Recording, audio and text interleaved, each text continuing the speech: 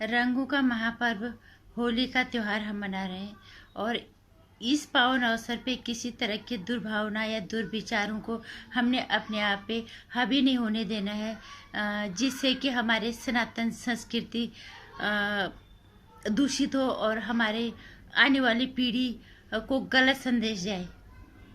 नमस्कार, स्वागत है आपका मेरे चैनल नंदिनी जी में। मैं हूँ नंदिनी। सबसे पहले तो मैं होली रंगों के त्योहार होली के पावन अवसर पे सभी मेरे फेसबुक से लेके इंस्टाग्राम, ट्विटर, जहाँ पे भी जो भी हमारे फॉलोअर्स हैं, फ्रेंड्स हैं, उन सहित सभी देशवासियों को होली की ढेरों शुभकामनाएं देना चाहूँगी, बधाई देना चाहूँगी। हर रंग आपकी ज़िंदगी में खिले, हर रंग आपकी ज़िंदगी को खुशनुमा बनाए। और अब बात करते हैं होली की। होली पे अलग अलग तरह की पोस्ट देखते हैं हम, जो अपने आप को बहुत सनातनी है। सनातनी, मैं ये नहीं कह रही कि वो सनातनी नहीं है, सनातनी, लेकिन अपने धर्म की रक्षा करना हमारी जिम्मेदारी है, हमारा जन्म सिद्ध अधिकार है। लेकिन हमारा धर्म क्या कहता है ये हमें समझना पड़ेगा, ये हमें देखना पड़ेगा। और हमारे धर्म की गलत परिभाषा को गलत परिभाषित करने के लिए हम जिम्मेदार ना बने कल को आने वाली पीढ़ी के सामने। ऐसा ना हो कि आने वाली पीढ़ी हमें कुछ गलत तरीके से याद करे कि हमारी सनातन संस्कृति तो ये नहीं थी और हमारे पहले वाली पीढ़ी इस तरह से परिभाषित करके गए हैं। जैसे कि आज मैं कहना चाहूँगी, बहुत सारे लोग होली पे पोस्ट डाल रहे हैं कि होली पे जितना पानी मर्जी बहाओ। पहली चीज मैं ये कहना चाहूंगी, सीमित मात्रा में जितनी आपको जरूरत है उतना आप रंग खेलो, उतना आप होली खेलो। हमारा खुशी का त्योहार है, क्योंकि हमारे त्योहार ही इनसे होते हैं। भीगना, भिगोना, दूसरों को, किसी को रंग में भिगोना तो किसी को प्यार में भिगोना तो किसी को भाईचारे के रंग में भिगोना, और यही सब संदेश देता है होली का त्योहार। होली का त्योहार दुर्भावनाओं का संदेश किसी भी हाल में नहीं देता, कैसे भी नहीं देता। तो हम उसकी परिभाषा को गलत तरह से परिभाषित करके आने वाली पीढ़ी को गलत परिभाषा क्यों उनके सामने रख के जाए। बहुत सारे लोग ये कहते हैं कि नहीं, जितनी मर्जी हो तुम पानी फेंको, दूसरों को तो ये नहीं बोलते। ऐसा नहीं होना चाहिए। हमारी सनातन संस्कृति सबसे पुरानी और महान संस्कृति है। महान है सनातन धर्म अपने आप में। अपने धर्म का प्रचार प्रसार, अपने धर्म की रक्षा करना हमारी जिम्मेदारी बनती है। क्या हम अपने धर्म को गलत तरह से प्रचारित करके उसको दूषित करना चाहेंगे? क्या हम अपने धर्म को इस तरह से लोगों के सामने रखना चाहेंगे कि आने वाली पीढ़ी में? सनातन संस्कृति कभी गलत संदेश देता ही नहीं है। सनातन संस्कृति को जो अपने आप को मर्यादा पुरुषोत्तम भगवान श्री राम को जो अपना आदर्श मानते होंगे, वो कभी इस तरह की दुर्भावना और दुष्ट विचारों का प्रचार प्रसार नहीं करेंगे। हमें बहुत हकीकत रूप में जमीनी स्तर पे सोचना पड़ेगा। हम अगर पानी अभी हजारों लीटर पानी बिना मतलब के बहा देंगे, कल को समस्या हमारे सामने ही आएगी। ये चीज हमें समझनी पड़ेगी। हम जिद में दूसरे धर्मों से अपने आप को ऊपर दिखाने के लिए जिद में अपना नुकसान कर दें, तो फिर ये कहाँ की समझदारी है? क्या सनातन धर्म ये कहता है कि तुम जिद में किसी को अपने किसी से ऊपर दिखाओ? सनातन धर्म प्यार का संदेश देता है। सनातन धर्म प्यार का प्रतीक है।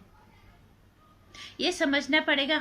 हमारे कुछ लोग हैं जो अपने आप को है सब सनातनी है, सब कट्टर हिंदू हैं, लेकिन वो जिद में अपने आप को ये दिखाना चाहते हैं कि हम किसी के सामने नीचे नहीं झुकते। सनातन धर्म झुकना सिखाता है। सनातन धर्म एक हद तक बर्दाश्त करता है। ये सबको पता होना चाहिए, ये समझना पड़ेगा।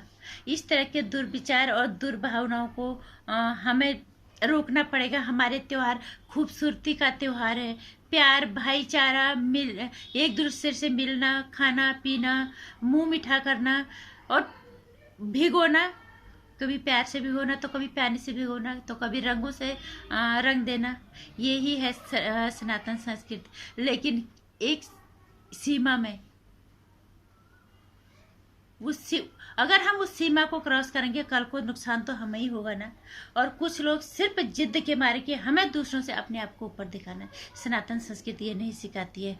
प्लीज सनातन संस्कृति को मैं कृपया करके सभी से विनती करना चाहूंगी, सनातन संस्कृति को गलत तरीके से परिभाषित करके आने वाली पीढ़ी को गलत संदेश मत दो।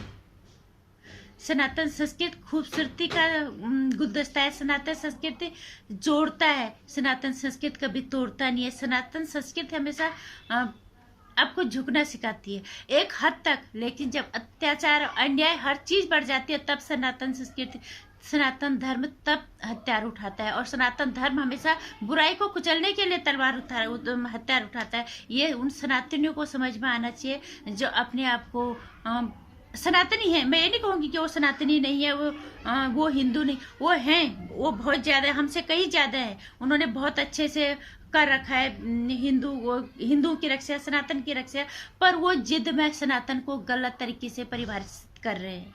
मैं ये कहने की कोशिश करूंगी कि सनातन धर्म को उस तरह से परिभाषित मत करो, अपनी तरह से, अपनी जिद के आगे सनातन संस्कृति को बदनाम करने की कोशिश मत करो कि हम दूसरे के सामने जिद करके सनातन संस्कृति को वो रूपरेखा बनाए, वो परिभाषा पेश करें आने वाली पीढ़ी के सामने जो है ही नहीं।